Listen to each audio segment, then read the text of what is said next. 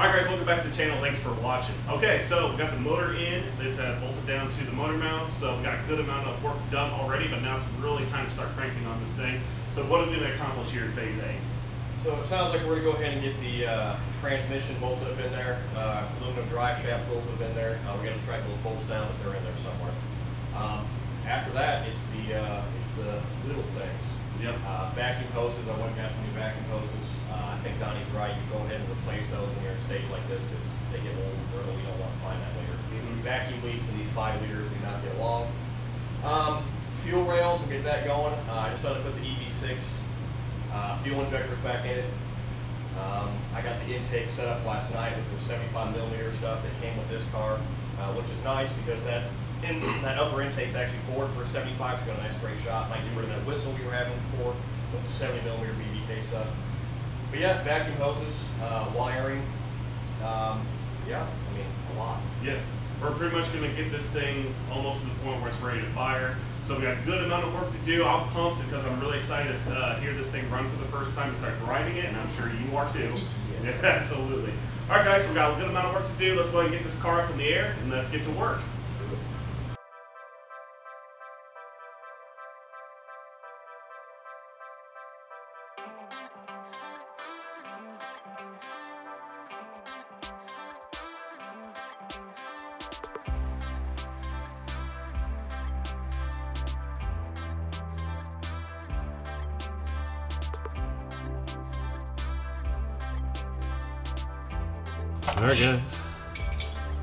Alright guys, transmission, cross member, drive shaft.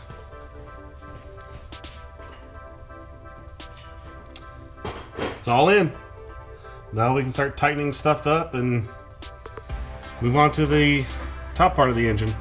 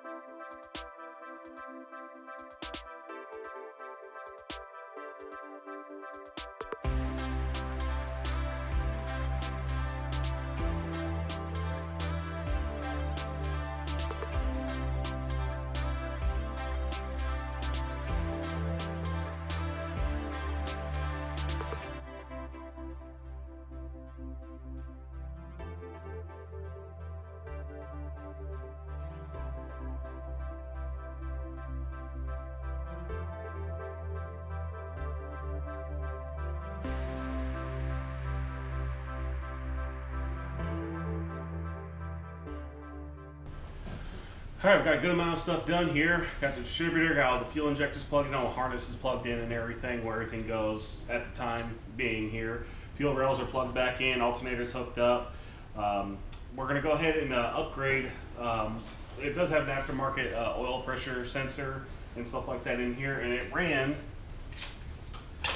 one of these. Now, this will work, but problem is this is plastic, and they get brittle over time, and there is pressurized pressurized oil that goes through this.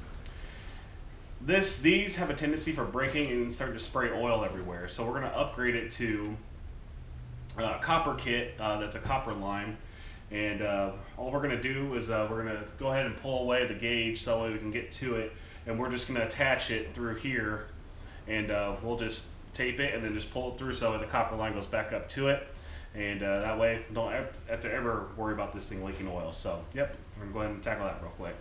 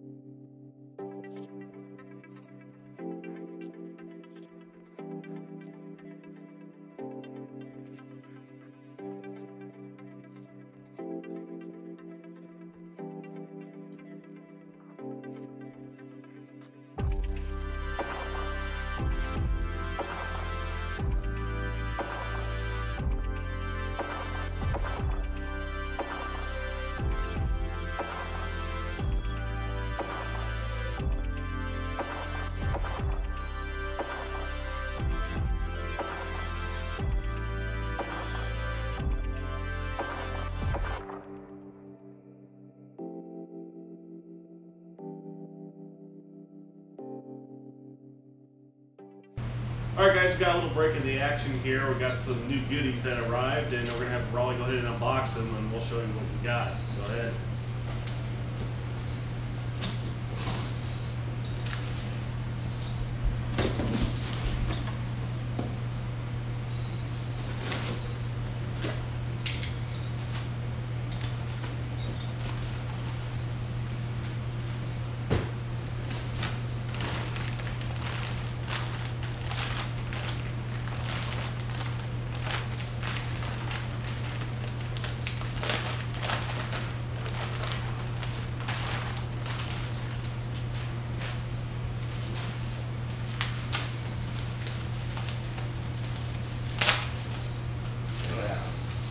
Beautiful.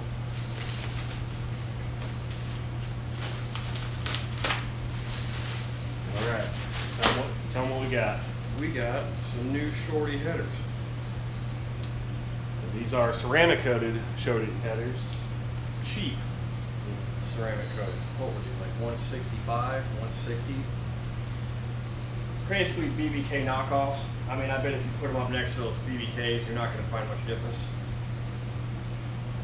Yeah, they look good. Welds look good. They definitely, finish looks good on them. Yeah, the finish of it. Yeah. Gaskets and the hardware is in that bag there. Of course, that's the other side. Yep. All right, what's in the E in A motor? Another eBay special. Yeah. We're going to do some eBay testing for you guys. Yeah, there we go. And then I was able to get an off-road X-Pipe, polished stainless, and a set of shorty ceramic coated headers. Again, they look just like the BBKs Mm-hmm. for just over 300 bucks. Yeah. Where a set of BBK shorty ceramic coated headers is $300. Save about $200.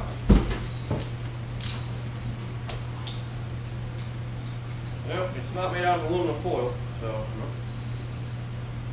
Cool. looks pretty good. Yeah. Nice welds. Mm-hmm. All right. So the other side is just the Same as the other. yeah, same as the other. Cool. And Raleigh was kind of going back and forth in regards to installing like the old BBK stuff. I mean, BBK, it's name brand stuff. It's good stuff. But, you know, I was really wanting him to go this route because getting all new stuff for this car, since essentially this is the car he's going to be, you know, he's going to be holding on to it for longer than the convertible. And these would work just fine in the convertible. So I'm happy he went this route. And basically everything looks really good here. It doesn't look like it's cheap stuff or stuff that's got like rust and stuff all over it here. Check it out. It's not aluminum. I mean, it's not super lightweight. Yeah. Yep, it's cool. It's got these plugs in it already. Yeah. Yeah, nice stuff. I'm pretty happy. Yeah. Yeah, it all looks good. Okay, so the next step here is to go ahead and get all this stuff installed in the car. We'll start with the headers, and then we'll move on to the car for the X-Pipe. And we're getting really close to starting this thing up. All right, ready to get to work? I'm working already. All right. Let's install this stuff into the car.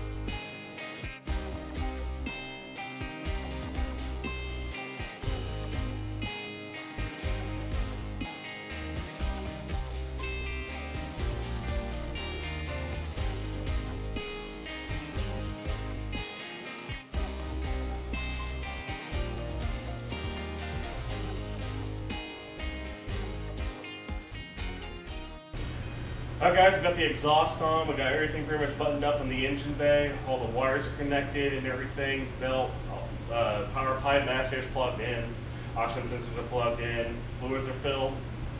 So real quick, we wanted to talk about these headers. Raleigh, why don't you go ahead and explain what happened? So in the last video, I was all excited about getting these powder-coated Shodies. Again, they're pretty much just straight BBK knockoffs for I think $138 shipped off of eBay, which when we got them, quality-wise, they look great. The powder coating looks nice, everything's nice.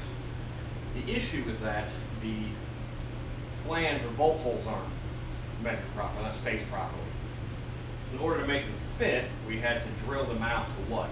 Almost a half? Almost half, like 15, 30 seconds, I think is what we ended up doing. A pretty considerable amount, which means you don't have a ton left to purchase on the bolt head, on the header bolt head. So they're on there tight now. I mean, you know, it's the usual thing with eBay. I went back and forth with the seller and told him, hey, you know, this is a big pain in the butt. You know, $138 for what you would get for over $300 of BBK sounds like a deal, but you got to be willing to put a little work in, hours, to get them in there. So they're in there. Now, if they leak, now I got $30 back as well because I was not happy with the situation. So at 108, you know, that's a steal. But 138, if you can make them work, if you want to put the extra work in, they're definitely worth it. The mid pipe, in the other hand, I don't know about you, but I thought was a steal. They were about $160, $165, and it fit great. Yeah. Everything made it up, everything bolted in. I mean, everything was lined up. Even the mounts around the trans worked out real good. So right now, again, as long as it doesn't leak. Now, if they do leak, we're starting from scratch. I'll probably end up paying BBK $300 anyway. Well, I guess LMR. But yeah, I mean, again, if you can get them for $138, you're willing to do the work to open up the bolt holes a little bit, and then go through the trouble. $138, hard to beat. So yeah. Yep. So just a word of caution: there is some finagling involved to get it to all work, but now we're at a point to where it's time to start this car and finish everything up. So we're going to go ahead and crank the car up here. We're going to see if it starts. If it starts, awesome. And we'll start checking for leaks because we did replace some gaskets and everything. Of course, the exhaust and stuff along those lines. Thermostat housing. Thermostat housing, yep. So, yep, we're going to go ahead and get ready to crank this car up here. And hopefully on the first try, fingers crossed, that we did, because we did pull the distributor. Hopefully it's not 180 out, not a big deal if it is. But we marked it on the distributor and also on the block where the timing was at. So we should still be spot on there. And yeah, just hopefully nothing leaks once we get it cranked up. All right, a lot went into this project here so far, and we actually did it in a reasonable amount of time. The biggest undertaking, of course, was painting the engine bay. If we didn't do that, we'd already be done driving this car, because that was, what, like a week's worth of time between everything, letting everything dry, getting the paint in, stuff like that. I think that was like a full week. It had to be. Yeah, that was a full week of the project right there, but I'm excited to hear this thing run, so. All right, guys, I'll go and post the camera in the corner here. We'll probably pop in the car, and we'll crank this thing on. If you see me do this, kill it.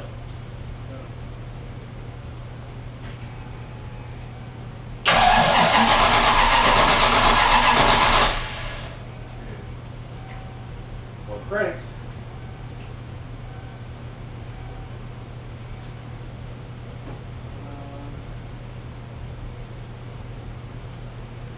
Go ahead, try it again.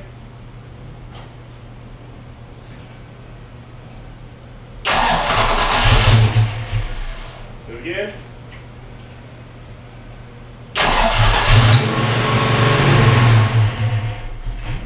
All right, do it again.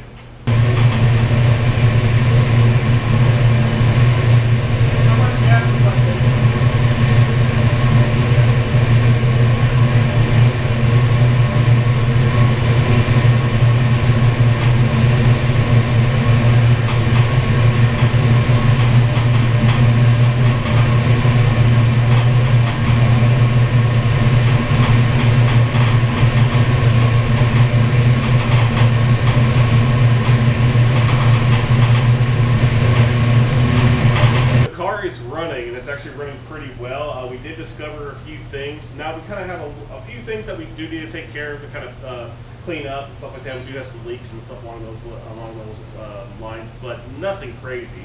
When the car first started up, it did idle pretty high, and we decided to kind of last ditch effort what would be causing that. what did we find on the stock computer? Yeah, thankfully Donnie thought of this because it, like he just said, when it finally cranked up and got some of that year-old gas running through it, it first was about 3,000 and it died, and then we swept again, and it just like almost shot to almost 4,000 for Donnie gave me the old cut it off signal there. Had a chip in. It has a 93 stock computer in, which is nice, but it had a chip in it, which of course was tuned for a 351 on top of everything else. So yeah. Once we got that out and got it hooked back up, it definitely was running a lot better. Yep, and of course it's going to smoke and stuff like that because, of course, our oils and stuff from our hands touching the headers and stuff along those lines, and the mid pipe, it's going to do that. And of course, we replaced the oil pan gasket in the rear main, so any oil that got smashed out or was on any of the components are going to heat up and burn a little bit. But besides that, we really didn't run into any other issues. It looks like the rear main is holding up good. The oil pan gasket too. Of course, we ran this thing through a full heat cycle. The only leak that we have is actually from the thermostat housing. So Raleigh behind the scenes. That's my fault. I didn't do it right. I didn't RTV the gasket. So. But it's still not a big deal. No. So Raleigh's going to take care of that behind the scenes. He's going to clean that back up and reseal it. And then we're also going to mount a fan controller and stuff like that because we do have an electric fan that we installed on this radiator. So we'll take care of that in the next phase. But yeah, the exhaust for being eBay specials did not leak. I am. Except for, again, like we mentioned before, if you're willing to put the time in to bore those bolt holes out to like 15, 30 seconds or something, Right under half. Right under a half. If you go to a half, you're kind of getting to that area where you don't want to worry about pulling the bolt through. But yeah, I was worried about the exhaust. It was just over $300 off of eBay for powder coated headers, which are pretty much BBK knockoffs. I mean, they were almost identical to BBKs I got sitting here. And then the mid pipe, just over $300. If I was going to do another Fox body and was going to put exhaust on it again, I would buy the exact same stuff. Yep. So yeah, it turned out pretty good, and it doesn't leak at all, so which is really nice. I don't think we had any vacuum leaks or anything along those lines. The wiring worked out good. We were worried about the feasible link that runs for the alternator wire, as it was broken in certain sections, but the link still looked good. Battery light didn't come on, so the battery's charging, so we don't have to worry about that. So yeah, it turned out that pretty good. The car fired up right away. We didn't have to try and adjust the distributor or anything. It just smoked for a little bit, cleaned out the cylinders and stuff like that from gunk getting down in there. But the smoke definitely dissipated towards the end, so that's what you want. Yeah, exactly. But so yeah, none of the major stuff we were worried about. Right. Yep, and all the gauges worked. We did run that copper line for the aftermarket oil pressure sending unit and stuff like that. It works. The cool fuel pressure gauge inside the car, which is electronic. It's got this little adapter here on the fuel rail. That worked, so we were able to monitor what fuel pressure was at, which was really cool. Heater core was busted. That kind of. Yeah, that was one thing. That wasn't cool, but I mean, it's. Yeah, we happened to notice that the car was smoking more from under the car. We looked under, there was a nice little puddle growing where antifreeze was starting to cool up. We're like, right down the H-pipe. Right, exactly. So, yep, it turns out the heater core was busted on this thing, so we went ahead and bypassed it. Not a big deal. Of course, if he ever wants to have heat in this car, he'll have to replace the heater core, which they're not fun. They're only like $40, but it's hours. But it's 8 hours worth of work essentially. Yeah. Exactly. But all right, guys. So yeah, that's pretty much all there is for this phase here. We got the engine in, we got it running.